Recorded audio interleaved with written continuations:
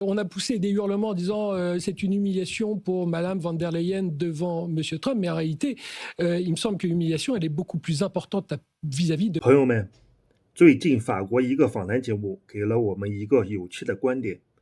被采访者认为，虽然欧盟在特朗普面前遭到了羞辱，但被北京的羞辱更严重的多，因为北京没像美国一样羞辱欧洲，而是选择了无视，这是最大的羞辱。欧盟拿着俄罗斯的廉价能源，拿着我们便宜的商品和14亿人的消费市场，才有了高福利。中国也一直寻求和欧洲的合作，但欧洲一直保持着奇怪的优越感，高高在上。本来是也不指望欧洲站在我们这边，中美竞争中保持中立就好。欧洲可以从两边左右平衡，争取最大利益，结果都是一帮选票混子，既无远见，又缺乏独立自主，唯美马首是瞻，多次拒绝了我们的善意，从坐在餐桌上变成了自己爬进餐盘里，一次次的失望，一次次看清欧洲实际上是扶不起的阿斗。中国还能怎么做呢？ Ce que vous retenez, vous, du sommet de Pékin, on va revenir un petit peu là-dessus avec vous, David Bavrez, c'est que l'Europe n'a pas compris en réalité l'état d'esprit de la Chine. Pourquoi? C'est-à-dire que pour les Chinois, l'Europe n'existe pas. C'est ça le vrai message. Ce sommet qui Il y a remonte quoi à pour les Chinois? une dizaine de jours, il devait durer 2 jours. On devait parler d'économie le second jour. Donc les Chinois ont dit on ne veut pas en parler, on ne parle pas. Et on a acté d'un déficit de 300 à 400 milliards de dollars par an de l'Europe vis-à-vis de la Chine. Et on a signé un accord climatique qui ne fait qu'acter une dépendance totale de l'Europe à la Chine sur le plan technologique pour la transition environnementale. Donc pour les Chinois, ce n'est que du gagnant-gagnant. Mais il y a quoi s'il n'y a pas l'Europe? Qu'est-ce qu'ils voient les Chinois dans le monde s'ils ne voient pas les Européens? 说白了，欧洲自己给自己长期以来的宣传是文明中心，突然发现在老中视角里属于边缘角色，感受到了心理落差。Ce qu'ils font depuis maintenant depuis la crise de 2008, c'est qu'ils divisent, c'est l'art de la guerre, ils divisent l'Europe en s'attaquant aux maillons faibles qui aujourd'hui sont la Hongrie et l'Espagne et qui permettent de pénétrer commercialement l'ensemble de la zone, sans faire aucune concession sur les conditions pour nos sociétés à l'entrée au marché chinois. Un peu comme les négociations entre Washington et Bruxelles, où il y a 15% d'un côté, il n'y a pas de contrepartie?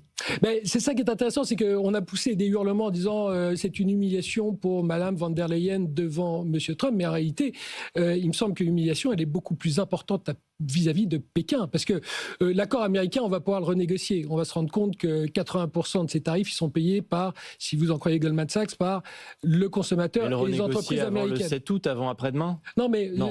On va s'assurer que ce sont les Américains qui payent pour ces tarifs. La Chine, c'est très différent. La Chine, ce qu'on a, c'est ce que j'appelle un second choc chinois qui arrive. Donc le premier choc chinois, ça a été en 2001 quand la Chine est rentrée dans l'OMC. Et la Chine a fait ce qu'on ne voulait plus faire. Mais aujourd'hui, la Chine fait ce qu'on souhaite faire.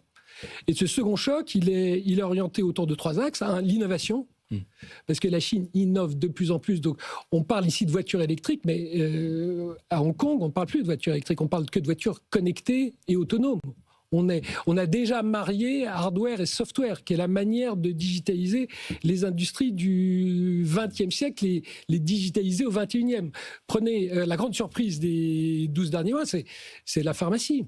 Et les biotech. Les Chinois trouvent maintenant 30% des nouvelles molécules. C'est-à-dire qu'ils sont en avance sur les États-Unis. Et si vous rajoutez un petit zeste de guerre monétaire avec des États-Unis qui disent la seule manière de relancer la croissance américaine, c'est une dévaluation du dollar, que la Chine refuse la réévaluation de sa monnaie, on va avoir un euro qui va être totalement surévalué. Si je résume ce que vous dites, David Bavrez, l'Europe, l'Union européenne, c'est le marchepied de la Chine. C'est surtout qu'on n'existe pas. Et que donc il faut qu'on décide, soit on se ressaisit.